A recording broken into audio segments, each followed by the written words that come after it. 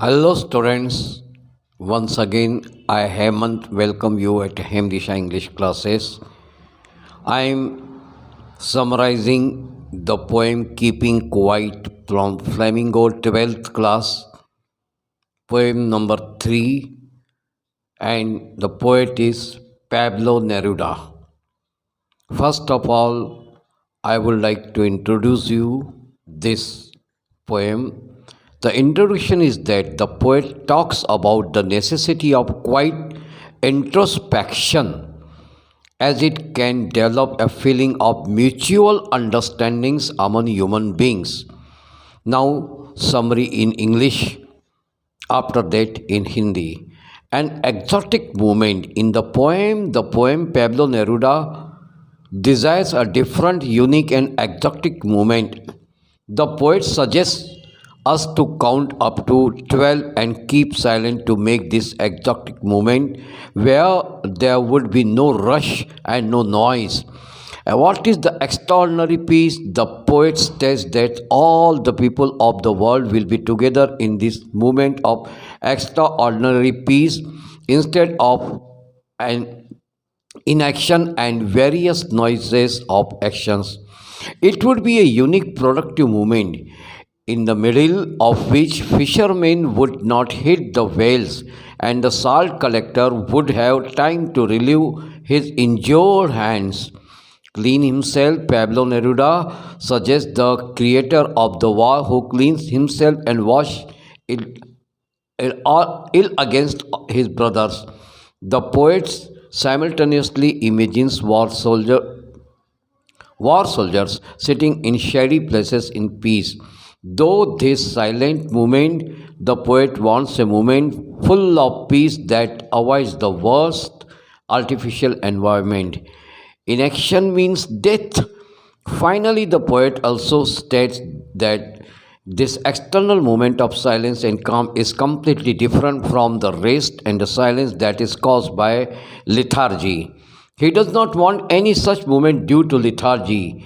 Inaction means death, which is the end of everything. Mindless activity never halts to things and results in self-destructions.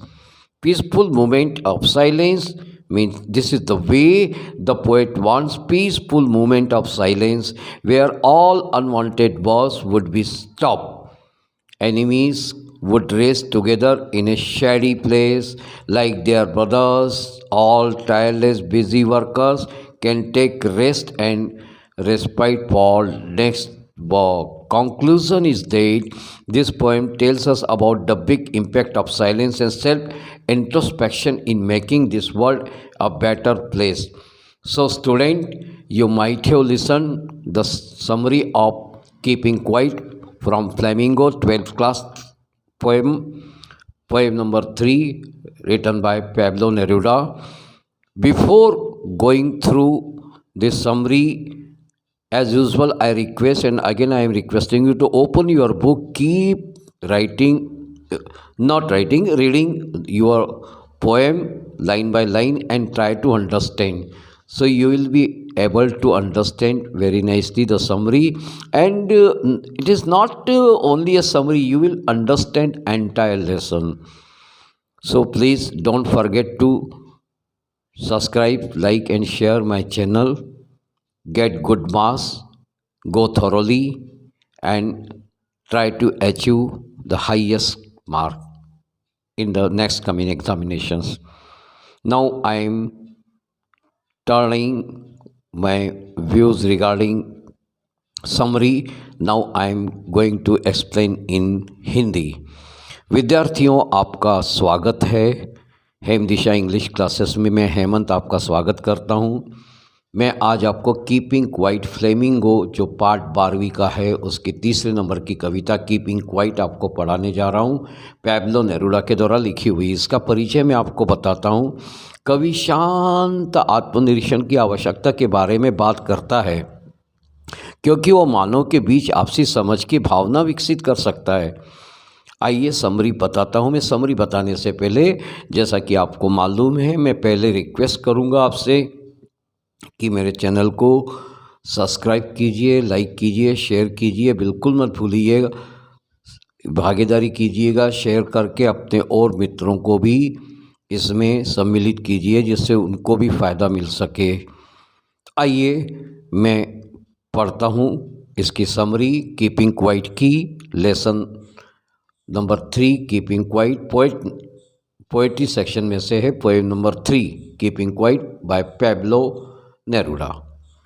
एक विदेशी पल क्या है कविता में कवि पैब्लो नेरुदा एक अलग अद्वितीय क्षण की इच्छा रखते हैं। कवि हमें सुझाव देता है कि 12 तक की गिनती करें और इस अलग अलग अद्वितीय क्षण को बचाने के लिए चुप रहे, जहाँ कोई भीड़ नहीं होगी और कोई शोर नहीं होगा। ओ साधारण सी शांति। कवि कहता है कि दुनिया के सभी लोग असाधारण शांति के इस क्षण में एक साथ होंगे।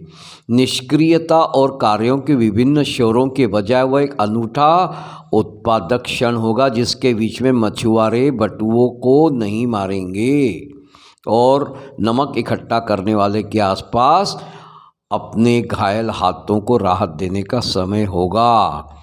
खुद को साफ करें। पैब्लो नेरुदा ने युद्ध के निर्माता को खुद को साफ करने, अपने भाइयों के खिलाफ बीमार होने का सुझाव दिया, बीमारी पूरे धोने का सुझाव दिया। कवि एक शांति से छायादार स्थानों पर बैठे युद्ध के सैनिकों की कल्पना करता है। इस मूक क्षण के माध्यम से कवि एक पल चाहता है जो शांति से भरा हो, पूर्णतः शांति हो, जो सबसे खराब कृत्रिम वातावरण से बचा हो, उसमें वास्तविकता हो, नेचुरलिटी हो। बिल्कुल इस बात को ध्यान रखे, ऐसे पैब्लो नेरुदा का कहना है। निष्क्रियता का अर्थ तो देखिए मृत्यु होता है। निष्क्रिय होना कोई मतलब नहीं है। और कवि का ये भी मानना है और वो बताता है इसके साथ ही कि मौन और साधारण शांत का यह भारी क्षण बाकी है। यह पूरा भारी क्षण है और मौन क्षण से बिल्कुल अलग है। जो सुस्ती के कारण होता है वह सुस्ती के कारण कोई ऐसा क्षण नहीं चाहता है। निष्क्रियता का अर्थ है मृत्यु, जो हर चीज़ का अंत है। माइंडलेस एक्टिविटी कभी न सोचने का दुख देती है और परिणाम स्वरूप आत्मविनाश होता है। मौन की शांति पूर्ण क्षण क्या होता है? मौन का शांतिपूर्ण क्षण, जिस तरह कवि मौन शांति का क्षण चाहता है जहाँ सभी अवांछित कार्यों को रोक दिया जाए, दुश्मन अपने भाइयों की तरह एक साथ आराम करेंगे, सभी अथक व्यस्त कार्यकर्ता अपने काम के लिए आराम और राहत ले सकते हैं। निष्कर्ष, यह कविता हमें इस दुनिया को एक बेहतर स्थान बनाने में मौन और आत्मनिरीक्षण के बड़े प्रभाव के बारे में बताती है। तो विद्यार्थियों, ये समरी यहाँ पे समाप्त होती है, सारांश यहाँ पे समाप्त होता है। Keeping quiet poem number 3 by Pablo Neruda, Flamingo 12वीं क्लास के पाठ से ली गई है। 12वीं क्लास की किताब है फ्लेमिंगो, उसमें से ली गई है keeping quiet poem number 3 by Pablo Neruda. आइए इस कविता में कुछ शब्दों का जो उपयोग हुआ है जो आपको शायद कठिन लग सकते हैं, आइए हम उसकी वोकैब्युलरी, उनके शब्द अर्थ आपको बताएं। On the face of earth मतलब पूरा सारा संसार, होल वर्ल्ड। कीप स्टिल मतलब टू स्टॉप एक्टिविटी, स्थिर रहना। वार विद गैस मतलब वार विद केमिकल, रासायनिक हथियारों के साथ का युद्ध। Clean clothes to change oneself, बदल जाना। No truck with death, not related to death and inactivity, मौत से कोई सरोकार नहीं। तो विद्यार्थियों, ये शब्दार्थ है इस कविता में जो शायद अगर आपको कठिन पड़ सकते हैं तो आप इसकी याद कर सकते हैं और इसके थ्रू अपने आप को तैयार कर सकते हैं अच्छे पाठ के लिए। आइए अब ये कविता का सारांश बताने के बाद मैं आपको इस कविता में जो पोएटिक डिवाइसेस उपयोग में लाई गई है उनके बारे में आपको बताता हूँ। आप फ्लेमिंगो किताब खोलिएगा, उसमें कीपिंग क्वाइट जो कविता है जिसका सारांश मैंने इसमें बताया है, पैब्लो नेरुदा द्वारा लिखा हुआ, इसका 95 नंबर पेज के ऊपर है ये। खोलिएगा और उसमें आप यदि सेकंड पैराग्राफ पे आते हैं तो देखिए इसमें क्या लिखा है। सबसे पहले in for once and the face of the earth, इसके बाद पोएटिक डिवाइस आती है लेट्स नॉट स्पीक और नीचे लेट्स स्टॉप। तो लेट्स बार बार कंजिक्यूटिवली इसको उपयोग किया गया है। इसको अपन एनाफोरा कहेंगे, ANAPHORA। इसके बाद इसमें विदाउट दो बार तीसरे स्टेंजा में आया है। तीसरे स्टेंजे की दूसरी लाइन में देखिए, मैं पढ़ना चाहूँगा। It would be an exotic movement. इसके बाद आया without rush and without engines. Without एक बार इधर, रश के पहले, विदाउट इंजन्स के पहले। ये रिपीटेशन है। इसको, इस पोएटिक डिवाइसेस को अपन रिपीटेशन बोलते हैं। इसके बाद आपका आगे पढ़ता जा रहा हूँ मैं। देखिए, those who prepare green wars with gas, wars with fire. Again wars इसमें दो बार आया हुआ है, तो that is also called repetition. Victory with no survivors would put on clean clothes. अब देखिए, क्लीन और क्लॉथ्स, इन दोनों का उच्चारण क से हो रहा है। इसको अपन एलिट्रेशन करेंगे क्योंकि एक ही कॉन्सोनेंट बार बार रिपीट हो रहा है एक ही लाइन में। इसको अपन एलिट्रेशन बोलते हैं। इसके बाद की लाइन में फिर पढ़ूंगा, and walk about with their brothers. और फिर से इसके बाद की line in the shade. In the shade का मतलब क्या होता है? पूरी छाया के अंतर, पूरे शरण के अंतर और प्लेस।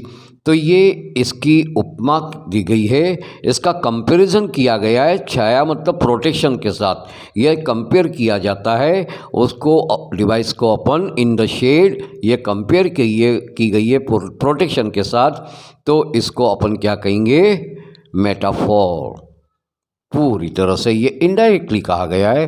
तो चूँकि ये कंपैरिजन है इसलिए in the shade, specially in the shade, इसको अपन कहेंगे मेटाफोर।